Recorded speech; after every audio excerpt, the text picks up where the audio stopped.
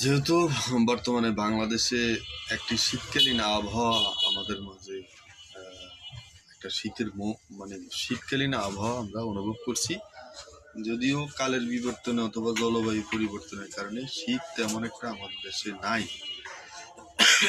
তারপরও এই শীতকালে আমরা কিভাবে শারীরিকভাবে আমার শরীরটাকে ফিট এবং যত্ন করব সেই সংক্রান্ত ব্যাপারে আমি একটু আলোকপাত করার চেষ্টা করছি।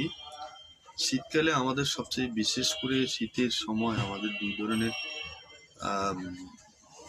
ম্যাক্সিমাম মানুষের দেখা দেয় দুই ধরনের অসুখের মধ্যে একটা হলো মানুষ যেহেতু গোসল করে না, মানুষ শীতের ভয়ে অনেকে গোসল করতে চায় না, সেই ক্ষেত্রে তার হাইজেনিকের কারণে তার শরীরে চুলকুনি হয় এবং এক ধরনের খসপাসরা হয়। এছাড়াও আর যে সমস্ত জিনিসগুলো আমরা শীতকালে ফেস করি, যে রোগগুলা, তার মধ্যে কোষ্ঠকাঠিন্যজনিত কারণে পায়খানা ক্লিয়ার না হওয়া এর অন্যতম কারণ হলো পানি। মানুষ পানি কম খায় এবং শাকসবজির পরিমাণ যেহেতু শীতকালে অনেক বেশি পাওয়া যায়, সেইখানে শাকসবজি আমরা খেতে পারি।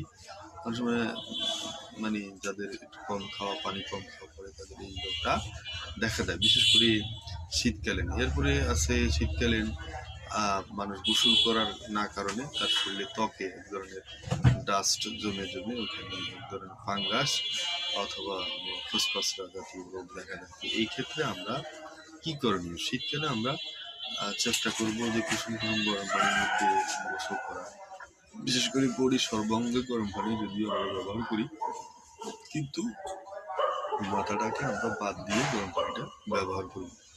এবং শীতকালে আমরা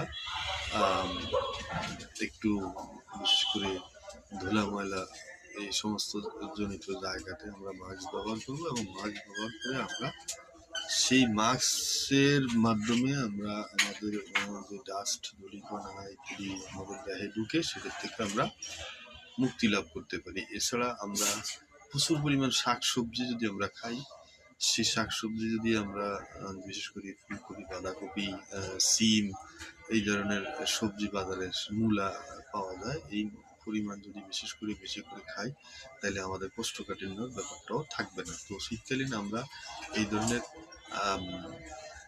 ধরনের পদক্ষেপগুলো নিব, যার ফলশ্রুতিতে আমরা দৈনন্দিন জীবনে একটা সুন্দর শীতের যেই মৌসুমটা এটা আমরা পরিপূর্ণভাবে আমরা লাভ করতে পারবো এবং আমরা জীবনটাকে মোটামুটি ওই শীতকালীনে রোগের পরিমাণও একটু কম হয়। তবে এই সমস্ত হলো কেবল